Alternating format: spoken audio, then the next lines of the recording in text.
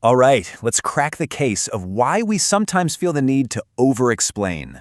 Ever find yourself explaining something and just not being able to stop? Or maybe send a giant text to explain a tiny mistake? Well, turns out it's not just a quirk. It's actually a hidden survival mechanism. So the first clue to solving this mystery, it's hidden deep in your past. If you grew up being constantly doubted, your brain learned a really tough lesson.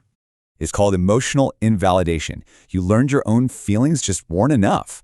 So you learn to build this airtight case for your reality, just in case. Okay, clue number 2, it's all about having a complex and busy mind. Your mind just sees it all. The patterns, the context, all the little nuances. And you're terrified that a simple answer will get your true meaning totally lost. So you're basically handing over the entire map of your thought process.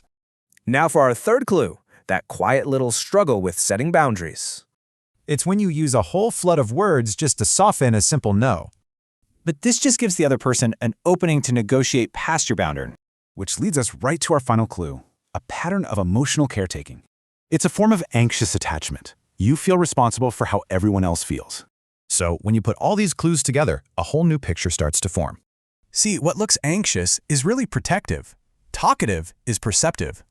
You're not broken. Your empathetic mind just learned it had to fight to be understood. And wow, is it exhausting to constantly have to justify your own soul. But you can set that burden down. You don't have to justify your right to exist.